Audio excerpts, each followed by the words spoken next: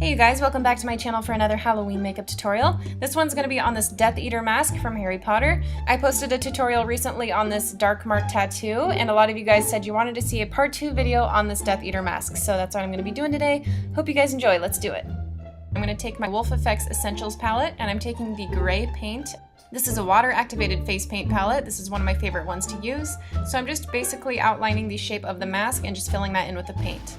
If you guys want to do a mask instead of painting all of this stuff on your face, you can just go to Michael's or Joann's or any art store and just pick up one of those blank white plastic face masks and just paint the same design over the top. I'm basing the design of this mask off of Bellatrix's mask, and I will list a picture of that down below as well so you guys can see what I'm talking about.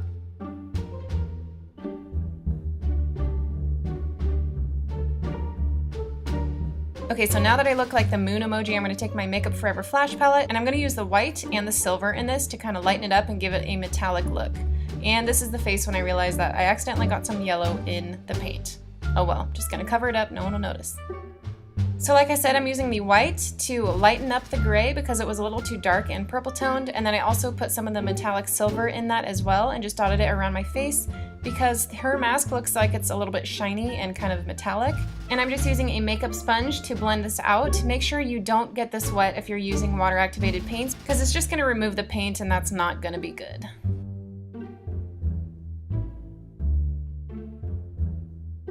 I'm taking the white from the Flash palette and I'm just going to use this to highlight the places of the mask that are supposed to be coming forward. So I'm basically highlighting the tops of my cheeks, but I'm just looking at the reference photo and seeing what parts of it stick out more than others. So it's the cheekbone area right underneath the eyes and then the chin because the mouthpiece kind of comes out a little bit from the rest of the face.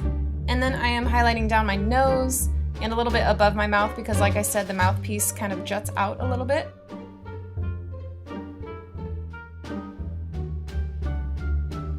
And then I'm highlighting right above my brows because the brow part of the mask kind of juts forward a little bit, and then I'm blending that out in a kind of curved motion. I'm mixing the white with a little bit of black to make this darker gray, and I'm going to use this to kind of contour the mask. So the sides of the mask underneath the cheekbones look like they're kind of caved in a little bit and like sunken in like a skull almost. So I'm just dabbing that on with my finger right underneath my cheekbone, and then I'm blending that out with the sponge. Basically, we're just trying to add as much dimension as we can to the mask because if we don't, it's just going to look really flat and kind of weird. I'm taking the black paint and I'm just going to outline the eye holes. And they don't have to be perfect outlines because we're going to go in with some black eyeshadow later and kind of cover everything up. Then I'm just going to go ahead and outline the rest of the mask.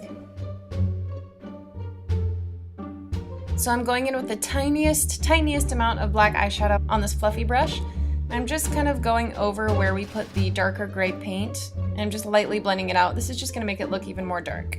And I'm also doing this just right above where we highlighted on the brow bone. And then just going in with a sponge again to blend it out and soften it up. I'm also taking this underneath my lower lip and a little bit under my nose, just focusing kind of around the nostrils and on the base of my nose, just to make it look like the mask is casting a shadow. Okay, so now I'm getting started on the swirly designs on the mask. If you look at several different pictures, sometimes the mask has gold designs, sometimes the mask has silver ones. The designs kind of change depending on what picture you're looking at, so they're not all the same. Just pick a picture that you like, or you can just go with the one that I'm doing right here. Basically just trying to get it as similar to the picture as I can. So I'm starting out with a Real Techniques brush, and then when I need to do these smaller details, like the tiny little curls coming off the bigger ones, I'm using my Smith 202 brush. This is an eyeliner brush, but I really like to use it for like detailed face paints.